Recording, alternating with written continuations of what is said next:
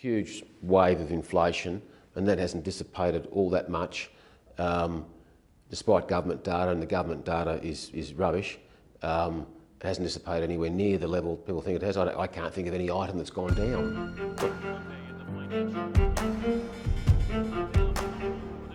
What are the impacts to Europe? What are the impacts to the United States, China, and the alike? What are the impacts to Australia?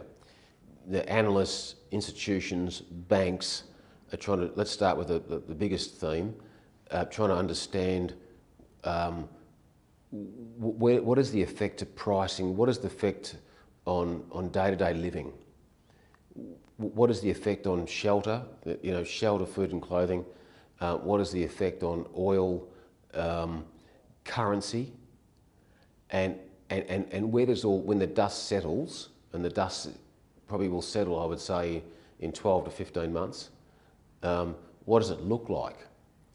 And so when you've got it from a nation point of view, that's important to understand from a nation, the national interests of each country. And then you start to drill down. What I found fascinating through this, the gyrations of the last 2-3 months, was how resilient these individual companies are.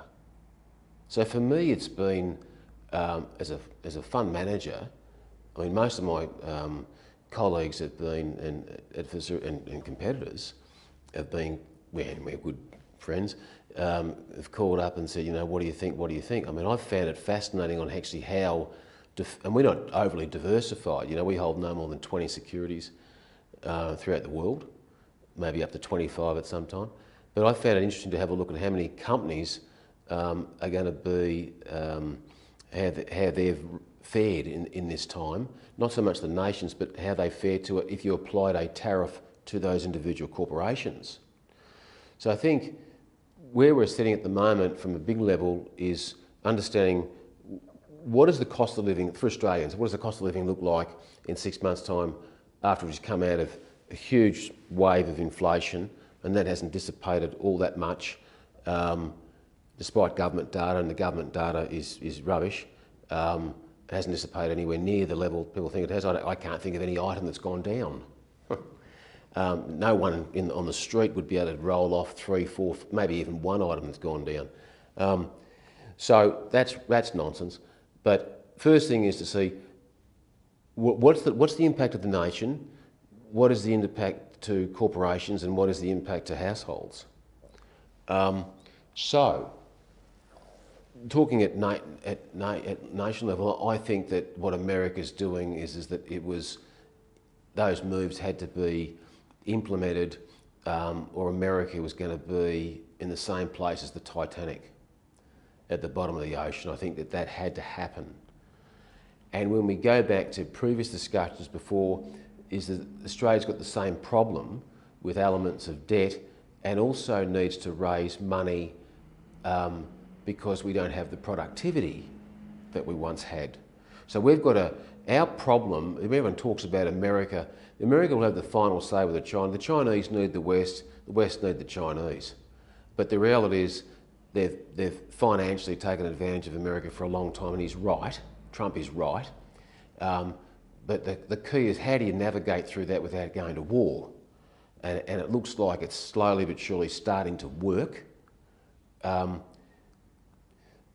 Australia's probably in a worse position, and it's interesting that so many people are looking at America.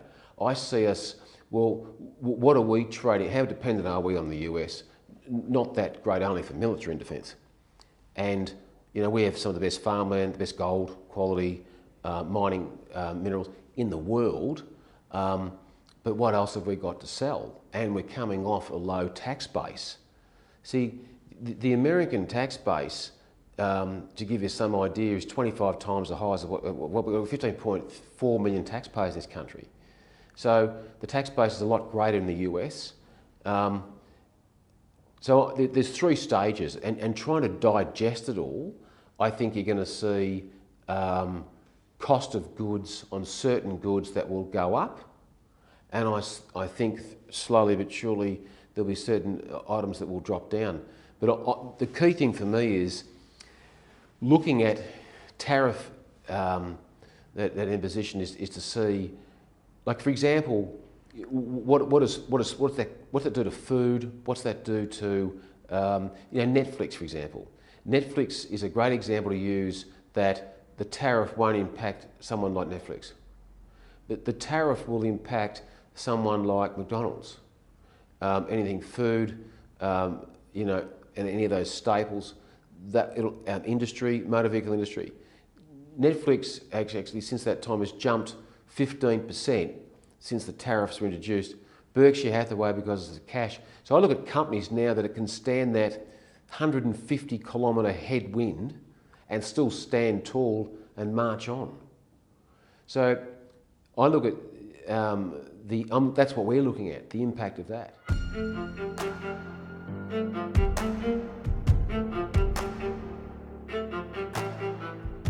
Absolutely it has. I mean, it's sectors that I think the last thing you want to do as a fund manager is have a Kodak moment. They thought they were being clever sticking to 35mm and not going digital.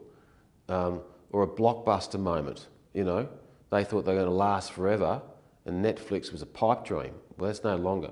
So, companies that actually are robust like that, Netflix, Apple, Google, Microsoft, those companies that are innovative like that, are the tariffs going to impact them that much? They're a necessity, low competition. There's a very high garrison or moat around those companies that are making very, very good money, well positioned, where the tariffs won't impact them. I mean, how would you be in manufacturing now, bringing manufacturing goods into the United States against the dollar?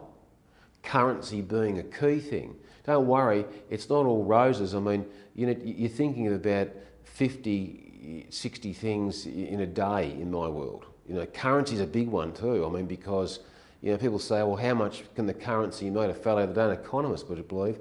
I think the dollar's going to move too much. I said, don't be too sure about that. I've been, a third of my life was in the United States, but I've been there when the dollar was 48, and I've been there in a 12-year span when the dollar was $1.06. So, I mean, the parallel will survive.